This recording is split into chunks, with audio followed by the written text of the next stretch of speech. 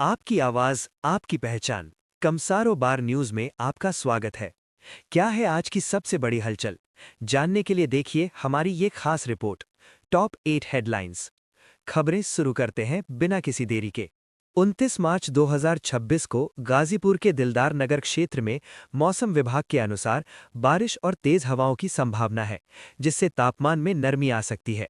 स्थानीय स्तर पर रामनवमी की तैयारियों को लेकर रौनक रहने और क्षेत्र के प्रमुख मार्गों पर सामान्य यातायात की खबर है। मौसम मौसम विभाग के अनुसार आज यानी 29 मार्च को उत्तर प्रदेश के विभिन्न हिस्सों में बादलों की आवाजाही और बारिश का पूर्वानुमान है। स्थानीय गतिविधियां। क्षेत्र में रामनवमी के कारण धार्मिक माहौल और बाजारों में चहल पहल रहने की उम्मीद है। यातायात। दिलदार नगर रेलवे स्टेशन और आसपास के स्थानीय रास्तों पर सामान्य रेल व सड़क परिचालन की खबर है। सुप्रीम कोर्ट ऑफ इंडिया के एडवोकेट फिरोज खान गाजी दारुल कज़ा दिलदार नगर के अपने पहले दौरे के मौके पर अपने तासुरात दर्ज किए। मरहूम काजी मुजाहिदुल इस्लाम कासिमी रहा ने एक मौके पर फरमाया था कि ऐसे निज़ाम हुकूमत में जहां मुसलमान अकलियत में हों, वहां अहले इल्म और बाअसर अफराद की ये दीनी और मिल्ली जिम्मेदारी है कि वो ऐसे इदारे कायम करें जिनके ज़रिए मुसलमानों के आइली और ज़ाती मामलात का तस्फिया इस्लामी शरीयत के मुताबिक हो सके। इसी पसे मंज़र में all India Muslim personal law board की जानिब से दारुल क़ज़ा के क़याम की अहमियत वाज़ेह होती है। मेरा ताल्लुक दारुल क़ज़ा साउथ दिल्ली से गुज़श्ता 30 बरस से ज़ायद अरसे से है। मुझे मौलाना अरशद सिराज मक्की साहब को दारुल क़ज़ा दिल्ली और दारुल क़ज़ा इमारत शरिया फुलवारी शरीफ पटना के तरीक़ा-ए-कार से मुतारिफ़ कराने का मौका मिला। दिलदार नगर में दारुल क़ज़ा कायम करने का उनका इक़दाम काबिले सताहिश है। अपने दौरे के दौरान मैंने देखा कि बुनियादी सहूलियात मुनासिब हैं, रिकॉर्ड की देखभाल और लाइब्रेरी इत्मीनान बख्श है। मामलात के तस्फ़िये का तरीक़ा-ए-कार शफ़ाफ़ है और मजमूई तौर पर शरीयत के उसूलों के मुताबिक है। दारुल क़ज़ा के माहाना अखराजात तकरीबन 30,000 रुपए हैं, जो इस वक्त अवामी ताउन से पूरे किए जा रहे हैं। ताहम इस इदारे की पायदारी के लिए मुकामी स्तर पर माली ताउन को मज़ीद मजबूत करने की ज़रूरत है। दिलदार नगर में दारुल क़ज़ा का क़याम एक बरवक्त और मुस्बत कदम है। मौलाना की इस कोशिश की कद्र की जानी चाहिए और इसमें भरपूर ताउन किया जाना चाहिए। मैं दुआगो हूँ कि अल्लाह ताला इस काम को कबूल फरमाए और इस इदारे को माली इस्तेहकाम अता करे ताकि ये मुअस्सर अन्नाज में जारी व सरी रह सके। Firoz Khan Ghazi, advocate, supreme court of India. Ghazipur medical college में लापरवाही का आरोप, बेटियों का वीडियो वायरल। गाजीपुर में बीमार पिता का इलाज कराने पहुंची 2 बेटियों का रोते हुए वीडियो वायरल हो गया है। बेटियों ने आरोप लगाया कि डॉक्टरों ने पिता को ऑपरेशन थिएटर से लौटा दिया और उनकी दवा किसी अन्य मरीज को दे दी। साथ ही निजी अस्पताल भेजने के भी आरोप लगाए गए। 16 वर्ष की सेवा पूरी कर चुके कांस्टेबल अब दरोगा के समान वेतन पाएंगे। कांस्टेबलों की प्रशिक्षण अवधि जोड़कर द्वितीय प्रोन्नत वेतनमान देने का इलाहाबाद उच्च न्यायालय ने दिया आदेश। उत्तर प्रदेश के हजारों पुलिसकर्मियों को मिली राहत। पुलिस विभाग में 16 वर्ष की सेवा पूरी कर चुके कांस्टेबल अब दरोगा के समान वेतन पाएंगे।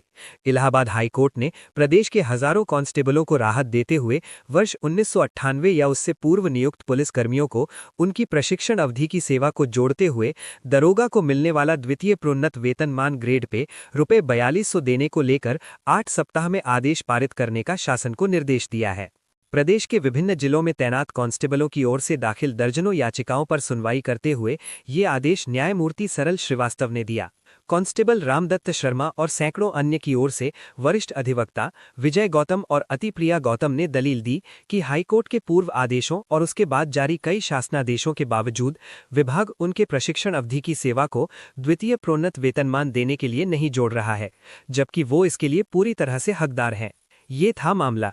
याचिका दाखिल करने वाले सिपाहियों की नियुक्ति वर्ष 1998 में हुई थी, परंतु उन्हें न तो द्वितीय वेतनमान दिया जा रहा था और न ही उनके प्रशिक्षण अवधि को सेवा में जोड़ा जा रहा था। वरिष्ठ अधिवक्ता गौतम का कहना था कि प्रदेश सरकार द्वारा जारी शासनादेश 21 जुलाई 2011 के तहत वे सभी पुलिसकर्मी जिन्होंने विभाग में 16 वर्ष की सेवा पूरी कर ली है, उन्हें उनके प्रशिक्षण अवधि की सेवा को जोड़ते हुए द्वितीय प्रोन्नत वेतनमान ग्रेड पे 4200 रुपये, दरोगा को मिलने वाला वेतनमान दिया जाना चाहिए। याचिका में कहा गया था कि लाल बाबू शुक्ला केस में हाईकोर्ट द्वारा प्रतिपादित विधि सिद्धांत के अनुसार याची सिपाहियों की प्रशिक्षण अवधि की सेवा को जोड़ा जाना चाहिए।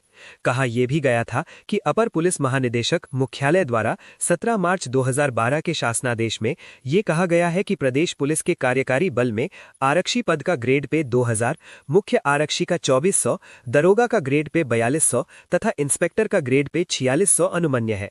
कहा गया था कि सभी याचीगण 16 वर्ष की संतोषजनक सेवा पूरी कर चुके हैं, अतः वे दरोगा पद का ग्रेड पे 4200 रुपए प्रशिक्षण अवधि की सेवा को जोड़ते हुए पाने के हकदार हैं। कोर्ट ने उक्त आदेश के साथ याचिका को निस्तारित कर दिया है। भोपाल की ऐतिहासिक ईदगाह मस्जिद भोपाल की पार्किंग में वक्फ बोर्ड द्वारा टेंडर निकालकर भारती एयरटेल को मोबाइल टावर लगाने के लिए शुरू किए गए काम का आज एआईएमआईएम भोपाल प्रदेश अध्यक्ष मोहसिन अली खान ने मौके पर पहुंचकर कड़ा विरोध किया और काम को रुकवा दिया। मौके पर मौजूद पुलिस प्रशासन ने पूरी कोशिश की कि काम चलता रहे, लेकिन मोहसिन अली खान अपने रुख पर अड़े रहे। उन्होंने साफ कहा कि जब तक जेसीबी मशीन मौके से बाहर नहीं की जाती और काम पूरी तरह बंद नहीं होता, तब तक वे अनिश्चितकालीन धरने पर बैठेंगे। मोहसिन अली खान के सख्त रुख के बाद खुदाई कर रही जेसीबी मशीन को मौके से बाहर किया गया और काम को रोक दिया गया। इस मौके पर मोहसिन अली खान ने कहा कि वक्फ के मदरसों, मसाजिद, खानकाह और कब्रिस्तानों की 1 इंच जमीन भी किसी को नहीं लेने दी जाएगी। ये हमारी अमानत है और इसकी हिफाजत के लिए हर कीमत चुकानी पड़े तो भी पीछे नहीं हटेंगे। मोहसिन अली खान, प्रदेश अध्यक्ष एआईएमआईएम। हर छोटी बड़ी खबर के लिए जुड़े रहें कमसारोबार न्यूज के साथ। चैनल को सब्सक्राइब करना न भूलें।